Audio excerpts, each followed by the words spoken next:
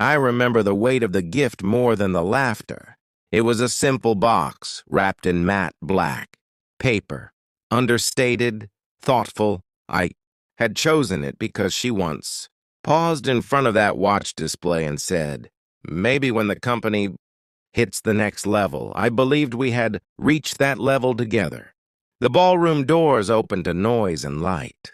Crystal chandeliers, champagne towers, investors and executives dressed in tailored confidence.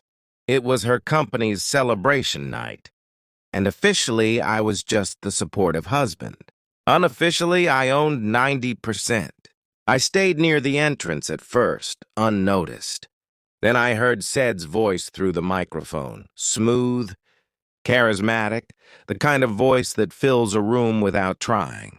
"Growth requires courage," he said, smiling at the crowd. "Sometimes you have to leave behind what holds you back."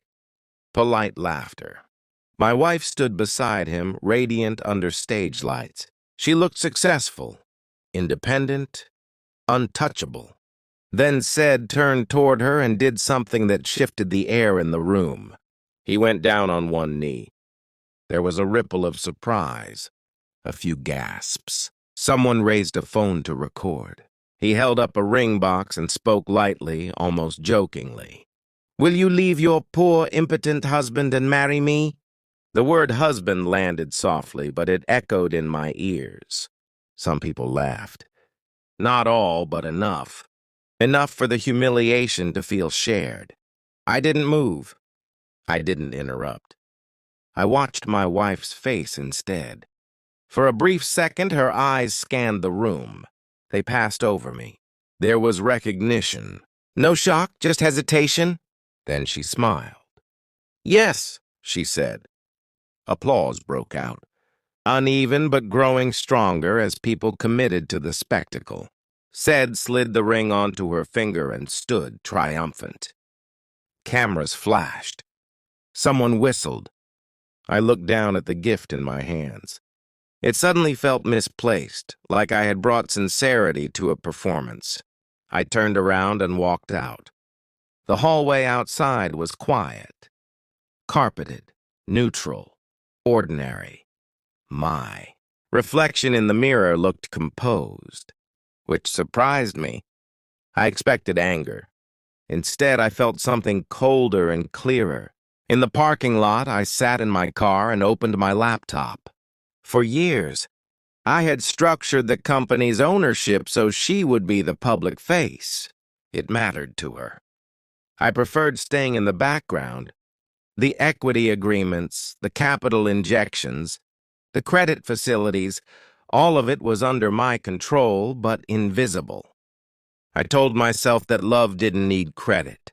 Tonight proved otherwise. I logged into the financial dashboard. The party expenses were scheduled for settlement at midnight. Vendor payments pending, international trip deposits queued. Expansion contracts waiting on final authorization. Everything flowed through accounts backed by my capital. I began making calls. First, the bank. After verification, I suspended the primary funding line pending internal review. Second, our legal counsel. I initiated formal withdrawal, procedures on my equity position, and requested an emergency board meeting. Third, the event coordinator listed on the invoice. Calmly, I informed her that payment, authorization for the venue, had been revoked, and that formal notice would follow. No threats, no raised voice, just administrative precision. I didn't drive away immediately. From across the street, the ballroom's glass facade gave a partial view inside. At first, nothing changed. Music continued. Glasses clinked. Then phones started lighting up. I saw one of the executives pull Ced aside. The event manager rushed toward the stage. A moment later, the music cut off mid-song. Confusion replaced celebration. My wife looked at her phone. Even from a distance, I could see the shift in her posture. Not panic, realization. Within 20 minutes, my phone rang. The board chair. "We've received notice about the funding suspension," he said carefully. "Is this accurate?" "Yes," I replied. effective immediately. A pause. This changes things. It clarifies things, I said. Back inside, Said's confidence seemed smaller now, confined to conversation rather than command. Charisma doesn't negotiate with contracts very well. I didn't go back in. At home, I placed the unopened gift on the kitchen counter. The house was quiet, familiar, almost indifferent. Near midnight, she called. "What did you do?" she asked. Her voice was controlled but tight.